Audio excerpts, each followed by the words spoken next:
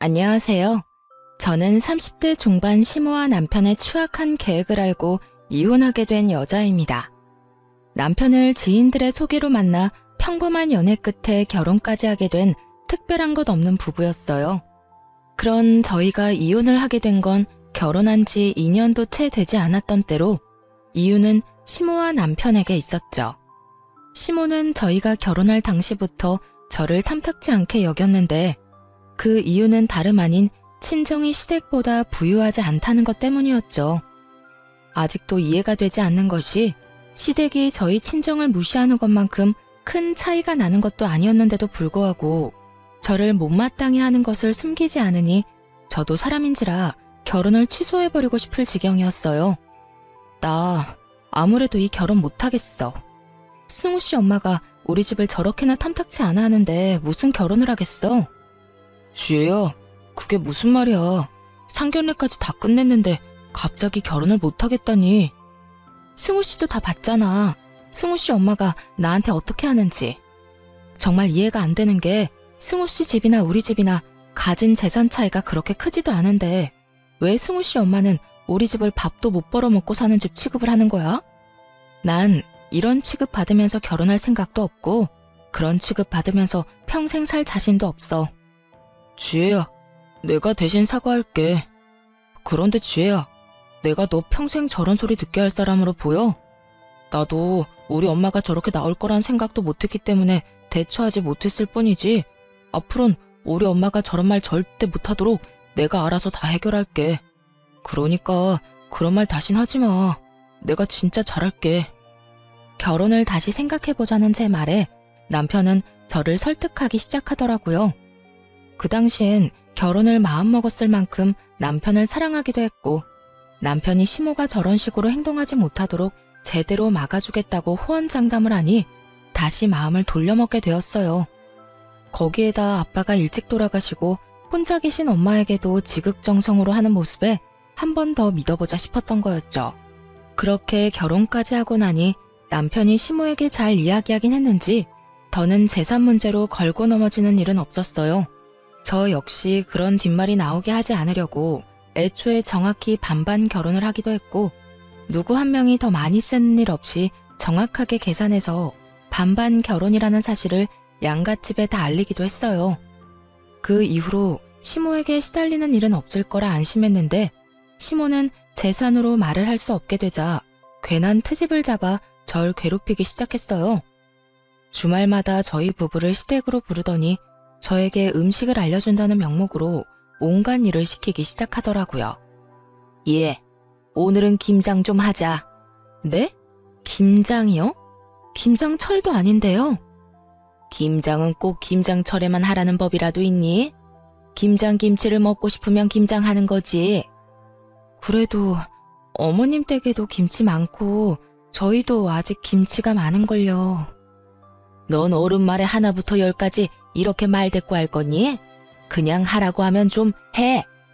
처음 불렀을 땐 밑반찬을, 두 번째 불렀을 땐 전복죽을 한 냄비 끓여 소분에 얼리라고 하더니 결국 김장하라는 말까지 나오더군요.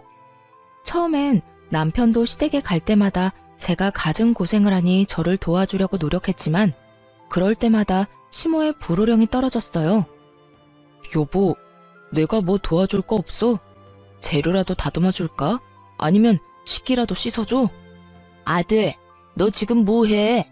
남자가 주방에 들어와서 그러는 거 아니라고 했지? 엄마 밥 얻어먹고 살 때도 안 하던 짓을 왜 이제야 와서 하려고 그러는 거야? 살던 대로 살아, 하던 대로 하고. 혹시 네 집사람이 잔소리라도 하니?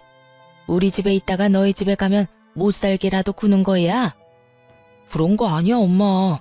그냥 주말에 쉬지도 못하고 이러고 있으니까 마음에 걸려서 그렇지. 네 눈엔 엄마 힘든 건 보이지도 않아? 그저 마누라밖에 안 보이지?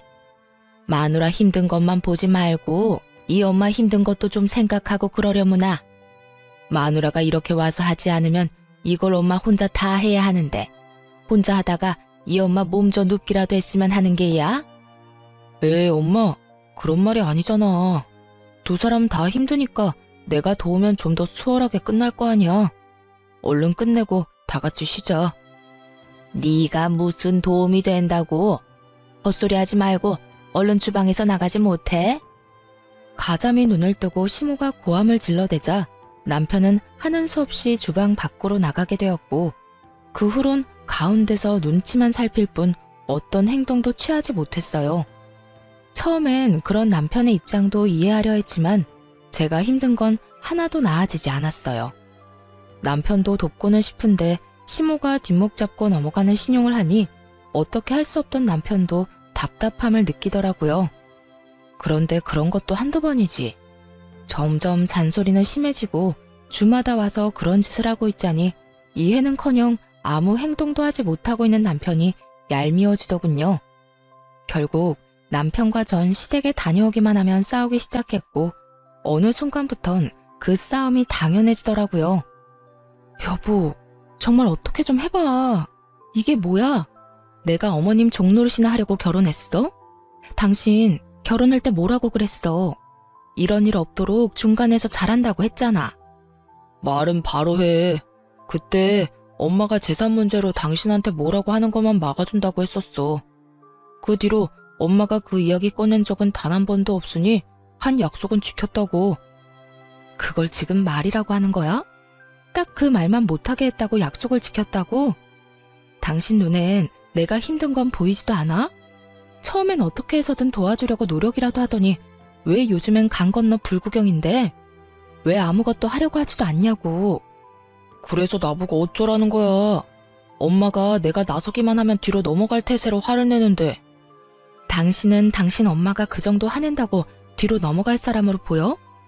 절대 그렇게 약한 분 아니니까 도와주거나 말하라고.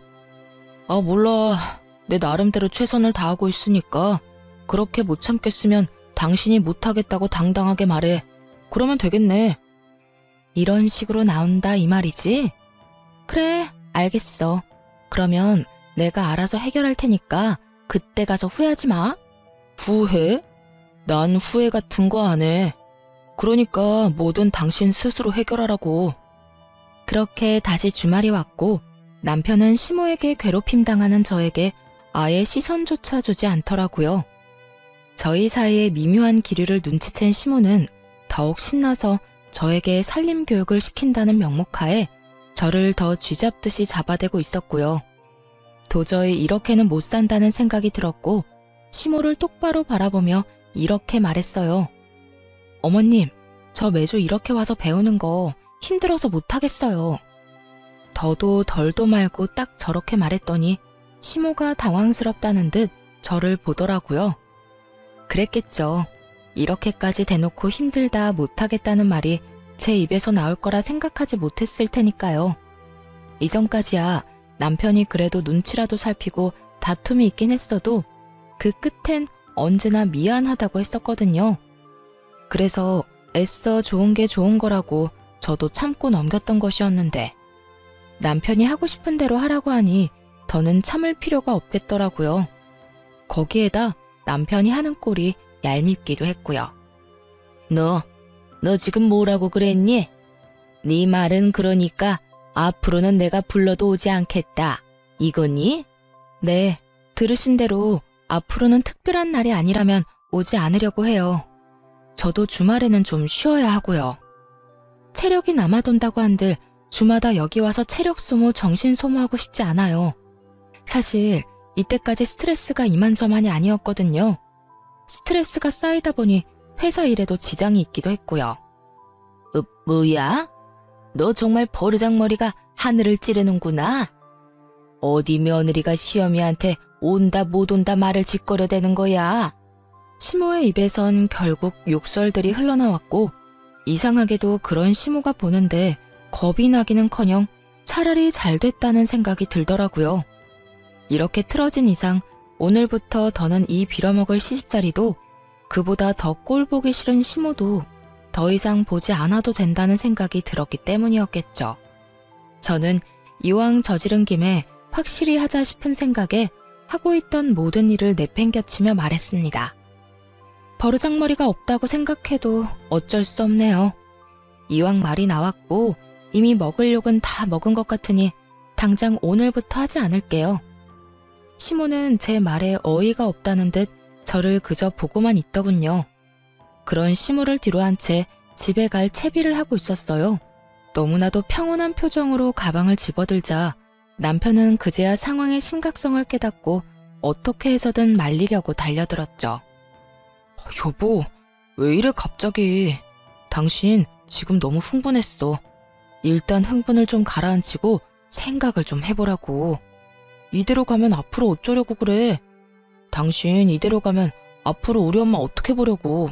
그러지 말고 지금이라도 우리 엄마한테 사과해. 당신이 사과하는 신용이라도 하면 내가 옆에서 도울 테니까 지금 빨리 사과하라고. 내 말 못 들었어?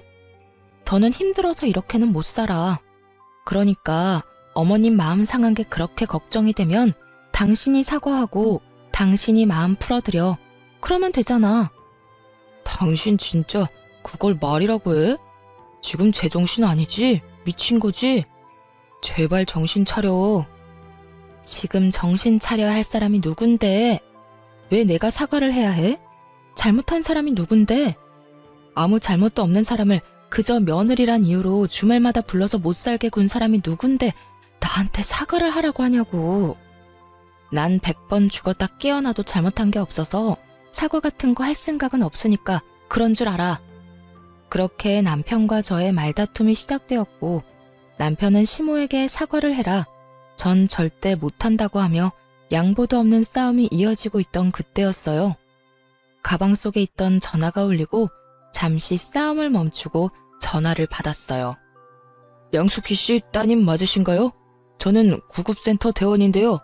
어머님께서 신호등을 건너시다가 음주운전 차량과의 교통사고로 현재 병원으로 옮겨졌습니다. 지금 빨리 병원으로 좀 오셔야 할 것 같습니다. 상황이 좋지 않아요. 그 순간 잠시 정신이 멍해졌어요. 옆에 있던 남편은 계속 시모에게 사과를 강요하고 있는 상황에 남편을 뿌리친 채 병원으로 달려갔어요. 병원에 도착해 엄마를 부르는 순간 엄마는 눈을 감아버렸고 그게 마지막이 되어버렸습니다. 갑작스럽게 엄마가 돌아가시고 장례를 치르는 내내 저는 정신이 나가버린 사람처럼 아무 생각도 할 수 없었어요. 그런 저를 대신해 모든 일을 남편과 시모가 대신해 주었고 정신이 조금 돌아왔을 땐 장례가 끝난 뒤더라고요. 집으로 돌아와 현실을 받아들이고 있으니 남편이 제 눈치를 살피며 서류를 건네주더군요. 여보, 이거 보험회사에서 주고 갔어. 응? 보험회사? 이게 뭐지? 나도 잘 몰라.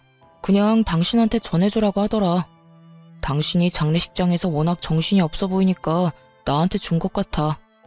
여기 명함도 같이 받아뒀으니 서류 살펴보고 연락 한번 해봐. 남편은 서류를 건네주곤 화장실로 가버렸고 혼자 서류들을 살펴보았어요. 그 서류들은 엄마의 사망보험금 서류였는데 엄마가 저도 모르게 사망보험을 들어놓았던 것이었죠. 언제 닥칠지 모를 죽음의 순간을 준비하며 남아있을 딸 생각을 먼저 한 엄마를 떠올리니 눈물이 왈칵 쏟아져 나오더라고요. 엄마가 저를 위해 준비한 서류들을 보며 하늘에 계신 엄마가 걱정하지 않게 정신을 다잡고 지금보다 더 잘 살아야겠다고 다짐했어요. 그 후 더 밝게 그리고 더 열심히 살려고 노력했고 이땐 시모도 더는 저를 시댁으로 부른다거나 괜한 트집을 잡는다거나 하는 일은 없었어요. 친정 부모님을 모두 잃은 제가 안타까워 이제 좀 잘해주려나 보다 생각했죠. 남편 역시 저에게 온갖 정성을 다하고 있었고요. 하지만 정신을 차리고 괜찮은 척해도 세상에 혼자 내던져진 우울감이 줄어들지 않더군요. 회사 일을 계속하는 것은 아무래도 무리였고 잠시 회사를 쉬며 정리하는 시간을 갖기로 했어요. 회사를 그만둔 후 엄마가 가지고 있던 여러 재산과 보험들을 정리하러 갔어요. 그 금액은 제가 생각한 것보다 꽤 컸어요. 남편에게 알리지 않고 조용히 혼자 처리하기 시작했죠. 어느 정도 말끔하게 마무리가 되어갈 때쯤 남편이 이런 말을 꺼내더라고요. 너 회사 그만둘까 봐. 너무나 갑작스러웠고 한편으론 의아했어요. 그 전까진 회사에 대해선 단 한마디도 언급이 없었는데 이렇게 갑자기 회사를 그만둔다고 하니 의아할 수밖에 없는 상황이었죠. 뭐? 회사는 갑자기 왜? 무슨 일 있어? 아니, 아무 일도 없는데 장모님 돌아가시고 당신도 너무 힘들어했고 요즘도 당신 보고 있으면 내가 걱정이 돼. 그래서 나도 회사 그만두고 이참에 당신이랑 같이 쉬면서 여기저기 다니는 것도 좋을 것 같은데 당신 생각은 어때? 최선을 다해 제 핑계를 대고 있었지만 그저 그냥 본인이 원해서 그만두겠다는 거잖아요. 남편 역시 상황이 여의찮고 회사 생활이 너무 힘들다면 그만두고 쉬는 걸 반대할 생각은 없었지만 저도 쉬고 있는 상황에서 남편마저 회사를 그만둬버린다면 앞으로 생활은 어떻게 할 건지 궁금하더라고요. 나 때문에 걱정되어서 그만두는 거라면 굳이 그럴 필요는 없고 당신이 너무 힘들어서 못 견딜 상황이면 그만둬. 그런데 나도 지금 이렇게 쉬고 있는데 당신마저 쉬면 우리 생활은 어떻게 하려는 거야? 그게 나 사업이나 좀 해보려고. 오래전부터 생각해둔 사업이 있는데 퇴직금으로 시작은 충분히 해볼 수 있을 것 같아. 혹시나 모자라면 장모님 재산 정리한 돈 있잖아. 그거 조금만 보태주면 어려움 없이 시작할 수 있을 거야. 역시 제 예상이 맞았어요. 저와 함께 시간을 보내고 싶다던 말은 듣기 좋은 핑계였고 남편의 머릿속엔 이미 계획이 다 세워져 있었죠. 심지어 저는 한 번도 생각해 본 적도 없었던 엄마의 재산까지 사업 계획에 넣어서 말이죠. 사업 좋죠. 그럴 만한 그릇이 된다면 직장 생활보다 사업하는 게 성공할 가능성이 높겠죠. 하지만 제가 아는 남편은 사업할 그릇이 안 되는 사람이거든요. 그런 남편에게 엄마가 남기고 간 돈까지 끌어다 주며 괜한 시간 낭비, 돈 낭비는 절대 하고 싶지 않았어요. 경기 안 좋다고 하루가 멀다고 뉴스에서 난리인데 사업은 무슨 사업이야. 요즘 하던 사업도 전부 망해서 접는다더라. 이상한 생각하지 말고 그냥 회사 생활이나 잘해. 그렇지 않아도 머릿속도 복잡하고 마음도 좋지 않은데 당신까지 신경 쓰이게 하지 말아줘. 응? 단호하게 안 된다고 이야기했더니 오히려 남편은 태세를 바꿔 그저 가벼운 농담이었다는 식으로 말을 바꾸더라고요. 나도 막 진지하게 한 이야기는 아니었어. 그냥 혹시나 내가 회사를 그만두게 되면 나이도 있고 하니까 제 취업보다는 사업을 하는 게 좋지 않을까 했던 거지. 그냥 가볍게 한 이야기니까 너무 기분 나빠하지 마. 기분이 나쁜 게 아니라 그냥 좀 당황스럽긴 하네. 하여튼 사업은 반대니까 그런 줄 알아. 남편의 행동과 말이 내심 수상하긴 했지만 가볍게 생각하고 넘기고 말았어요. 왜 회사 생활 오래 하다 보면 다들 이렇게 살 바엔 내 사업하면서 눈치 안 보고 살고 싶다고들 하잖아요. 남편 역시 그런 시기가 왔나 보다 하고 대수롭지 않게 여겼던 것이었죠.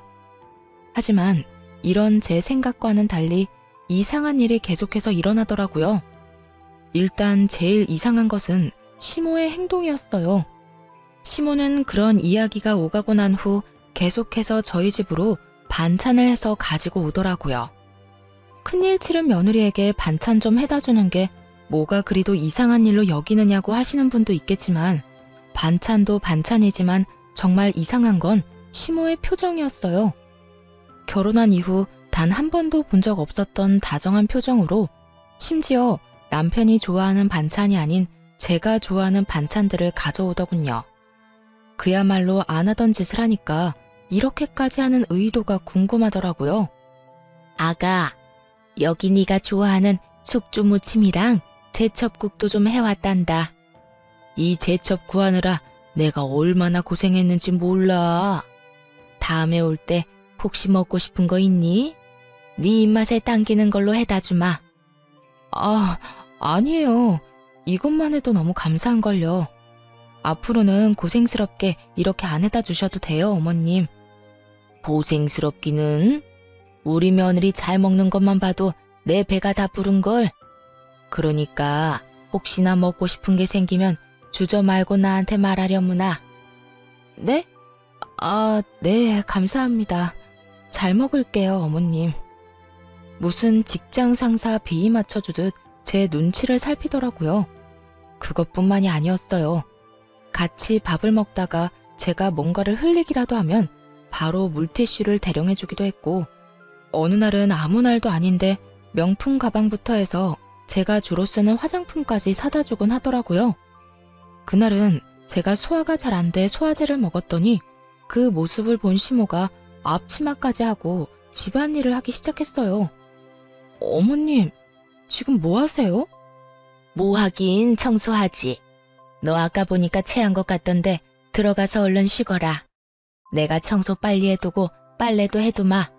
그러니까 집안일 신경 쓰지 말고 얼른 쉬어.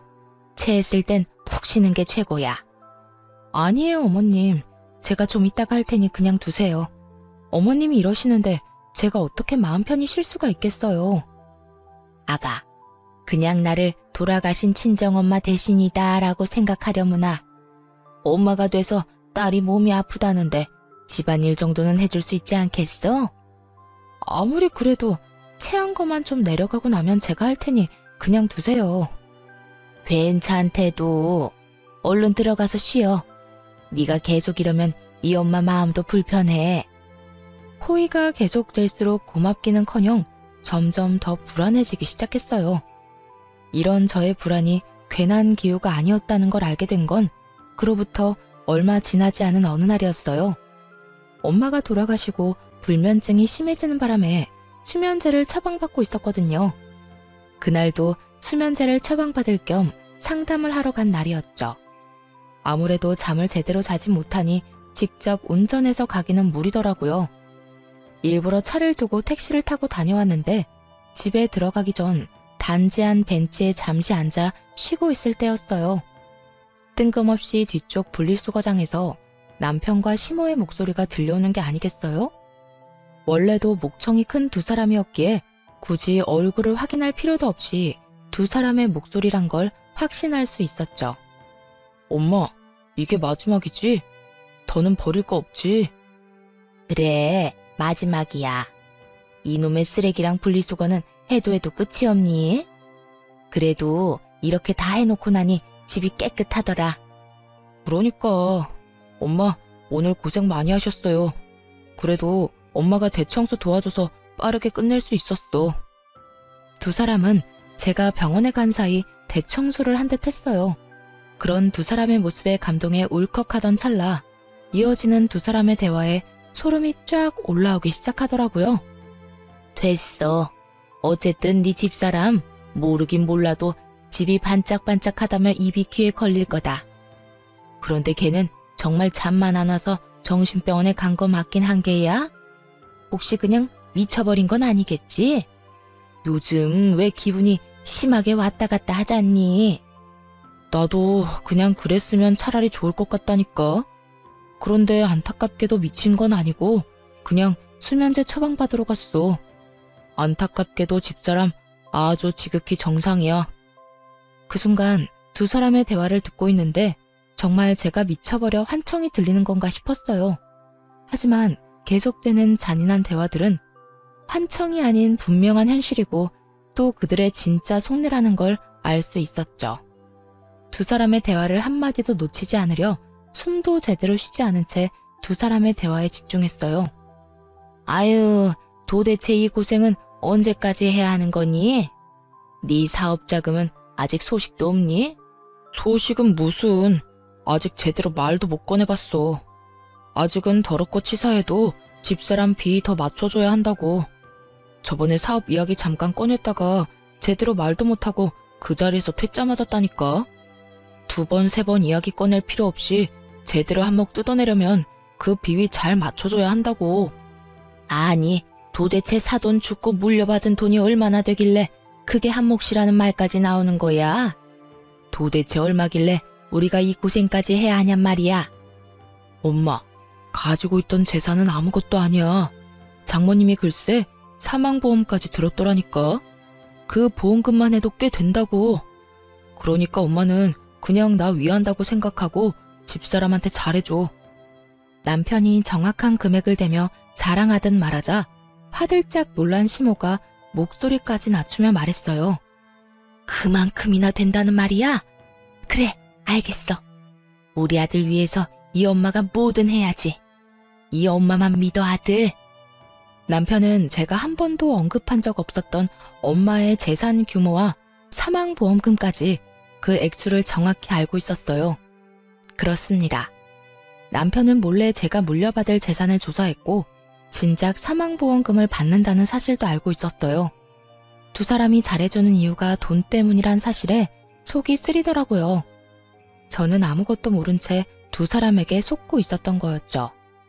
한참을 빛나는 꿈에 젖어있던 두 사람은 하하호호 웃으며 집으로 들어갔고 저는 넋이 나간 채 그저 멍하니 앉아있을 수밖에 없었어요.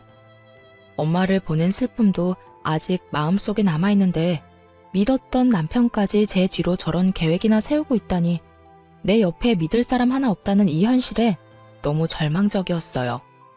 속이 텅 비는 느낌에 눈물조차 나오지 않았고 그저 그 상황을 최대한 냉정하게 받아들이려고 노력했던 것 같아요. 그렇게 한참 생각을 정리한 끝에 저는 이혼은 물론이며 복수까지 결심하게 되었습니다. 본격적으로 시모와 남편에게 잘 보일 기회를 주기로 했고 남편은 물론이고 시모까지 마음먹고 부려먹기 시작했어요. 그렇게 제게 잘 보이고 싶다는데 마음껏 부려먹어줘야 제 복수는 물론이고 그들도 마음이 편하지 않겠어요? 어머님, 내일도 혹시 오실 건가요? 응, 너만 불편하지 않다면 이것저것 해서 오려고 하는데 혹시 너 내가 오는 거 불편하니? 아니요, 그런 게 아니라요. 요즘 저희 집에 자주 오시는데 힘들게 왔다 갔다 하지 마시고 그냥 주무시고 가시라고요. 그냥 저희 집에서 한동안 아예 지내셔도 되고요. 아예 시모와 함께 지내며 마음껏 부려먹기로 마음먹었고 이런 제 마음을 전혀 알지 못하는 시모는 제 말에 어린아이처럼 해맑게 웃으며 대답하더라고요. 정말? 정말 그래도 되니? 그렇지 않아도 여기랑 우리 집이랑 거리도 꽤 되는데 날마다 왔다 갔다 하기 힘들었는데 네가 그렇게 말해주면 나야 너무 좋지. 그러면 오늘부터 저희랑 그냥 지내시면서 집안일도 좀 도와주시고 저랑 말동무도 좀 해주세요. 그래, 집안일은 걱정도 하지 말려무나.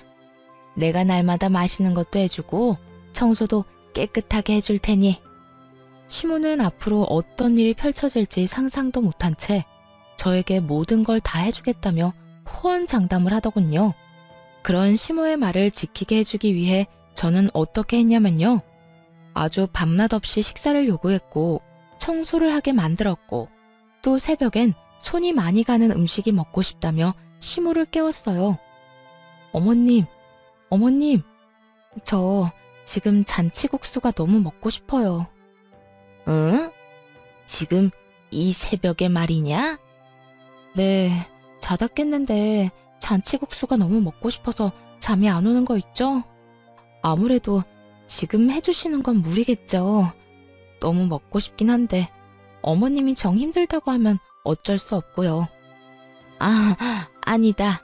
지금 해주마. 자고로 음식은 먹고 싶을 때 먹어야 제일 맛있는 법이지. 밤낮 할 것 없이 대놓고 부려먹는 제 행동에 시모는 화가 단단히 난 듯 보였지만 어쩌겠어요. 아들의 사업 자금이 달린 문제인데 절대 포기하지 않더라고요. 그렇게 며칠 괴롭히고 나니 시모의 얼굴은 점점 더 썩어가고 있었고 시모가 폭발할 타이밍에 맞춰 남편 사업 자금에 대해 말을 꺼냈어요. 여보, 요즘 회사 생활 어때? 힘든 건 없어? 회사? 회사야 늘 힘들지. 당신도 잘 알 거 아냐. 잘해도 욕먹고 못하면 더 욕먹는 게 회사 일이라는 거. 그런데 갑자기 그건 왜 묻는 거야? 그게 저번에 왜 당신이 사업 이야기 꺼냈었잖아. 그때 내가 단칼에 안 된다고 한 게 마음에 자꾸 걸리더라고. 당신도 당신대로 힘들고 한참 생각해보고 그런 말을 꺼냈을 텐데 내 입장만 생각하고 거절부터 한 것 같아서 미안하기도 했고 말이야. 그래서 하는 말인데 아직도 사업 생각이 있는 거야? 최대한 미안하다는 표정을 지어 보이며 남편에게 사업 이야기를 꺼내자 기다렸다는 듯이 숨도 쉬지 않고 말하더군요. 그럼 당연히 사업 생각 있지. 그때 당신한테 말을 못했는데 사실 구체적으로도 계획을 다 세워놨어. 당신이 금전적으로 좀 도와주기만 하면 바로 시작해도 될 정도라니까. 그래? 계획서 있으면 나 좀 보여줘. 보고 괜찮으면 투자 좀 하든가 할게. 정말? 정말이지. 내가 조금 있다가 당신 보기 편하게 정리해서 보여줄 테니까 당신은 잘 보고 투자해 주기만 해. 그러면 내가 정말 열심히 일해서 호강이란 호강은 다 시켜줄 테니까. 전 그저 투자할 생각이 있다고만 했을 뿐인데 남편은 이미 투자받은 사람처럼 다음날 바로 사표를 쓰고 와서는 본격적으로 사업을 준비하기 시작하더군요. 저는 최고의 타이밍을 잡아 이혼을 통보할 때를 기다리고 있었어요. 두 사람이 외출한 사이 보이지 않는 곳에 홈 CCTV를 설치해 시모와 남편의 추악한 계획을 뒷받침할 증거도 확보해 놓기로 했어요. 그렇게 차근차근 통쾌한 복수극을 준비하는 사이 남편은 우선 퇴직금을 쏟아붓더군요. 대책이라고는 오직 제 투자금뿐인 상황에서 일은 일대로 벌이는데 더는 발 빼지 못하는 상황이 되고 있었죠. 그러던 어느 날 잠시 외출하고 돌아왔더니 시모와 남편이 상다리가 부러지게 잔치상을 차려놓고 저를 기다리고 있더라고요. 목적을 누구보다 잘 알고 있었던 저는 일단 차려놓은 밥을 맛있게 먹었죠. 식사가 끝나고 나니 남편이 돈 이야기를 꺼내기 시작했어요. 저기 여보, 그때 말했던 투자금 언제 해줄 거야? 아, 투자금. 일단 이거 뒷정리부터 하고 이야기 나누면 안 될까? 이렇게 엉망진창을 만들어 놓고 무슨 돈 이야기를 해. 빈 접시들로 엉망이 된 식탁을 손가락질하며 말을 돌렸고 남편은 제 말에 밝게 웃으며 본인이 다 정리하겠다고 나섰어요. 손해볼 것이 없었던 저는 편하게 TV나 보고 있었네요. 설거지가 끝나자마자 다시 제 맞은편에 앉아 돈 이야기를 꺼내기 시작했어요. 그리고 남편의 옆자리엔 기대에 가득 찬 표정의 시모가 자리하고 있었고요. 여보, 뒷정리에 설거지까지 다 했는데 이제 이야기 좀 나눠도 될까? 그 전에 내가 할 이야기 있어. 어? 할 이야기? 뭐든지 다 해봐. 무슨 말이든 당신 말이라면 다 들을 준비 됐어. 그래? 그러면 우리 이혼하자. 그대로 이혼을 통보했고 남편보다 더 놀란 시모가 빽 고함을 질러대기 시작했어요. 뭐? 이혼? 너 지금 이혼이라고 했니? 너 진짜 정신적으로 어디 아픈 거 아니니? 그러지 않고서야 지금 이 타이밍에 어떻게 이혼하자는 말을 해? 너희가 사이가 나쁜 것도 아니고 요즘 부부싸움 한 번 한 적도 없으면서 이혼은 무슨 이혼이야? 이 상황이 믿기지 않는다는 듯 큰 소리를 치는 두 사람에게 제가 알고 있는 사실을 전부 알려주었죠. 안타깝게도 저 아주 멀쩡해요. 아니, 두 사람 덕에 아주 멀쩡해졌지 뭐예요? 당신 나 몰래 내 재산 조사했더라. 그 돈에서 크게 한몫 챙겨서 잘 먹고 잘 살 계획 세웠던데? 그래서 어머님도 제게 잘해줬던 거 다 알고 있었어요. 두 사람이 그런 말도 안 되는 계획을 세우는데 제가 더 정신을 바짝 차려야 하지 않겠어요? 당신 그걸 어떻게 한 거야? 그걸 어떻게 알았겠어. 두 사람이 동네 사람들 다 들으라고 떠들고 다니는데 내가 모를 리가 있겠어? 그리고 당신은 지금 어떻게 알았는지 신경 쓸 게 아니라 앞으로 어떤 일이 일어날지를 더 신경 써야 할 텐데. 무어라 변명할 말도 떠오르지 않는지 아무 말도 못하고 있는 두 사람에게 앞으로의 계획을 친절히 설명해 주었어요. 더는 당신 같은 인간이랑 같이 살 생각 없어. 만약 당신이 싫다고 하면 소송을 해서라도 이혼할 거고, 물론 위자료 청구도 다 할 생각이야. 당연히 이혼할 남편한테 사업자금 대줄 일도 없을 거고 말이야. 그러니까 허황된 꿈은 접어두고 이혼이나 준비해. 남편은 사업자금이 아른거렸는지 눈물까지 흘리며 싹싹 빌기 시작하더군요. 여보, 내가 당신한테 사업자금을 받아내려고 한 건 맞지만 그건 다 우리를 위한 일이었어. 내가 사업으로 성공하면 나만 좋은 일이야? 아니잖아. 나도 좋긴 하겠지만 나보다 당신한테 더 좋은 일 아니야? 하루라도 빨리 성공해서 당신이랑 잘 먹고 잘 살려는 생각에 그랬던 거라고. 내가 성공해도 당신을 버릴 생각은 전혀 없었어. 이혼 생각 따윈 전혀 없었다고. 그래, 아가야. 네가 무슨 말을 어떻게 들었는지 모르겠는데 다 오해란다. 우리 아들이 설마 돈만 뜯어내고 널 버릴 생각을 했겠니? 우리 아들이 너라면 죽는 신용까지 하는 녀석인데 그런 우리 아들을 이런 식으로 버리는 건 아니지 않니? 쪽수로 밀어붙이는 두 사람에게 하는 수 없이 제가 확보했던 증거 영상을 보여주었어요. 그 영상은 몰래 설치했던 카메라에 찍힌 영상이었는데 거기엔 두 사람의 추악한 대화가 모두 녹화되어 있었거든요. 엄마, 이제 곧 사업자금 받을 수 있을 것 같아. 며칠 전에 나랑 사업 이야기를 먼저 꺼내더라니까. 그게 정말이니? 이제 며느리 종노릇은 그만해도 되는 거야? 그래, 그러니까 엄마 조금만 더 고생해. 이제 고지가 눈앞이니까. 아휴, 이번에 사업자금만 다 뜯어내고 나면 나 이혼해버리려고. 장모님 돌아가신 지가 언젠데 아직도 우중충해서는. 보는 내가 우울증 걸릴 것 같다니까. 크게 한몫 뜯어내고 사업만 자리 잡으면 확 이혼해버리고 나이도 어리고 밝은 여자랑 새 출발할 거야. 그래, 그건 나도 찬성이다. 내가 말을 안 해서 그렇지 저 물건 요즘 얼마나 기고만장한 줄 아니? 시어머니 알기를 얼마나 우습게 하는지. 새벽에 날 깨워서 이거 해달라 저거 해달라. 내가 정말 머리끝까지 화가 난 날이 하루 이틀이 아니었다.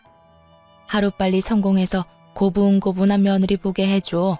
그런데 아들, 이번에 사업자금 받으면 이 엄마 집도 옮겨줄 거지? 지금 집도 좋긴 한데 엄마 더 큰 집에서 살고 싶어. 당연하지. 내가 집만 옮겨주겠어? 사업 성공만 하면 엄마가 해달라는 거 다 해줄게. 정말이야? 역시 우리 아들. 이 엄마는 우리 아들 때문에 살아. 어찌되었든 그 물건 눈에 거슬리는 짓은 하지도 말자꾸나. 당연하지. 우리 조금만 더 참자. 거실은 두 사람의 대화 소리로 가득 찼고 시모는 모든 게 다 끝났다고 직감했는지 그 자리에 주저앉아 멍하니 바닥을 보더라고요. 축 처진 시모와는 달리 남편은 정신이 나가버린 것인지 오히려 큰 소리를 치고 있었고요. 아, 됐어. 당신 돈 받아서 사업 좀 크게 해보려고 했는데 이렇게 된 거 별 수 없지. 당신 도움 없이도 내 사업은 충분히 잘 되고 있고 당신이 돈 안 준다고 해도 대출을 내서라도 성공만 하면 되는 거니까.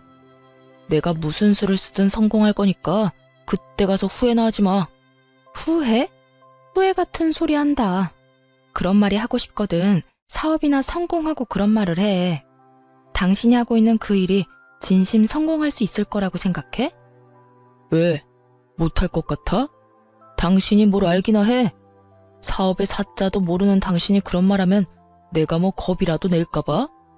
왜? 돈 좀 있다고 사람 막 무시해도 된다고 생각하는가 봐. 무시할 만하니까 무시하는 거야. 뭐 당신 돈 가지고 당신이 어떻게 하든 내가 상관할 바는 아니지. 어차피 이혼할 건데 뭐. 어찌되었든 그 사업 잘 돼서 나처럼 우울한 여자 말고 젊고 밝은 여자랑 100년 해로하길 바랄게. 당신이 그렇게 말하지 않아도 그럴 거거든?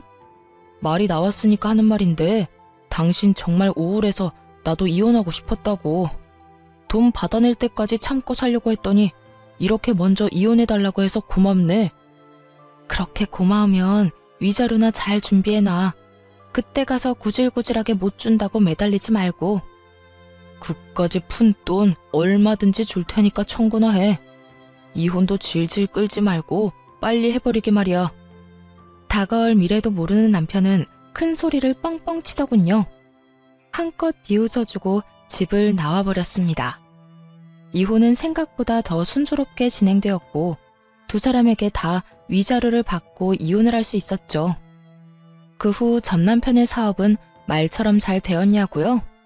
전혀 잘 되지 않았어요. 전 남편의 말처럼 사업의 사자도 모르는 제가 봐도 전 남편이 구상하고 있던 사업은 허황된 꿈에 가까운 사업이었어요. 성공은커녕 돈만 버리는 허튼 짓에 가까웠죠. 그렇게 퇴직급뿐만 아니라 대출까지 내서 진행했던 사업을 최단기간 시원하게 말아먹은 전 남편은 거기에서 포기하지 않고 또 사업을 한다고 시모 집까지 팔았다고 하더라고요. 그야말로 지독한 사업병에 걸려버린 거였죠. 하지만 사업에 관한 그 어떤 지식도 노하우도 없던 전 남편이 돈만 끌어다 붓는다고 한들 그 사업이 성공할 리는 없었죠. 끝끝내 여기저기 돈을 빌리고 다닌다는 소문을 들을 수 있었어요. 그리고 저에게 연락이 왔더라고요. 돈을 빌려달라고 말이죠. 정말 염치 없는 말인 거 잘 알고 있는데 혹시 나 돈 좀 빌려주면 안 될까? 내가 정말 사정이 너무 급해서 그래. 설마 했는데 돈을 구걸하는 연락을 하다니 정말 갈 때까지 갔구나 하는 생각이 들었어요. 전화 걸 때 누구한테 거는 전화인지는 똑바로 확인은 한 거지? 나 네 전 부인이야. 그냥 그저 아는 지인이 아니라고. 알고 있어. 내가 오죽 급했으면 당신한테 이런 연락을 했겠어? 나도 내가 얼마나 지금 한심하게 보일지는 잘 아는데 정말 너무 급해서 그래. 그러니까 나 돈 좀 빌려주라. 당신 나하고 우리 엄마한테 받은 위자료도 있고 장모님한테 물려받은 재산에다가 사망보험금도 있잖아. 너 진짜 제정신 아니구나? 내가 다른 돈도 아니고 우리 엄마 목숨값으로 널 도울 것 같아? 그리고 다른 돈도 똑같아. 너랑 네 엄마한테 받은 위자료는 말 그대로 네가 나한테 준 상처에 대한 대가인데 그 돈을 널 왜 주겠어? 너한테 10원짜리 한 푼 못 주니까 이딴 구걸 하지도 마. 여보, 그러지 말고 조금만, 아주 조금만 빌려주면 돼. 일단 급한 불은 꺼야 할 거 아니야. 이미 이리저리 빌려서 사업은 시작했는데 돈이 조금 모자라서 이때껏 투자했던 돈까지 다 날릴 상황이어서 그래. 그러니까 당신이 조금만, 아주 조금만 좀 빌려주라. 구걸이라고 하든 거지라고 하든 쌍욕을 해도 좋으니 돈만 좀 빌려줘. 야, 제발 정신 좀 차려라. 그릇도 안 되는 게 사업한다고 부모 집까지 다 날려먹었으면 지나가던 똥개도 정신 차리고 사업은 꿈도 안 꾸겠어. 한때 너랑 사랑이란 걸 했던 사람이라서 해주는 이야기인데 그렇게 살다가 새고랑 차는 건 시간 문제야. 그러니까 제발 정신 좀 차리고 다신 연락하지 마. 그대로 전화를 끊어버렸고 그 뒤로도 계속해서 연락이 오길래 아예 번호를 차단해버렸어요. 그 후 들리는 소문으로 전 시모는 여전히 사업병에 걸린 아들이 진 빚을 갚아내느라 식당 일을 하며 고된 노후를 보내고 있다더군요. 그러면 뭐해요? 밑 빠진 독에 물 붓게 아니겠어요? 그 소식을 마지막으로 인연을 끊어낼 수 있었습니다. 그 후 저는 회사 복직을 미루고 재충전의 시간을 보내고 있어요. 요즘은 이리저리 발길 닿는 대로 여행을 다니기도 하고 그렇게 다니다 마음에 드는 곳이 있으면 오래 머무르기도 하며 심적인 안정을 되찾고 있어요. 친정엄마의 갑작스러운 사고와 연달아 일어난 이혼 때문에 힘든 시간을 보낸 건 사실이지만 요즘은 수면제 없이도 잘 잘 만큼 많이 안정된 시간을 보내고 있습니다. 아마 이곳저곳을 다닌 게 많은 도움이 된 듯해요. 회사에서도 이런 제 상태를 이해해 주신 덕분에 올해까지는 마음 놓고 푹 쉬고 내년에 복직할 예정이에요. 다시 일개미로 돌아가기 전 부지런히 여행을 다녀보려고요. 이혼할 당시 힘들었던 이유는 주변에 어떻게 해서든 돈 한 푼이라도 뺏으려는 사람만 있다는 사실이 저를 너무나도 힘들게 만들었어요. 어떨 땐 제가 살아온 삶을 부정하는 기분이 들기도 했고요. 하지만 이혼하고 여행도 하고 또 새로운 사람들을 만나고 그렇게 하나 둘 인연을 쌓다 보니 저를 많이 사랑해주고 아껴주는 사람이 있다는 걸 알게 되었네요. 더 이상 인간관계에 힘들어하지도 말고 어제보다 오늘을 더 열심히 살아야겠다는 생각이 들더라고요. 그래서 결론은 지금 참 행복하다는 거예요. 사람들을 많이 만나기도 하고 그런 좋은 사람들과 많이 웃기도 하며 함께 즐거운 시간을 보내고 있어요. 앞으로도 지금처럼 많이 웃고 제 삶에 만족하는 시간을 보내며 행복하게 잘 살아가 보려고 합니다. 이로써 저의 긴 이야기도 끝이 났네요. 다들 어떠셨을까요? 긴 이야기가 지루하진 않으셨을지 걱정스럽기도 하네요. 지금까지 함께 해주셔서 정말 감사하며 늘 행복하시길 바라겠습니다.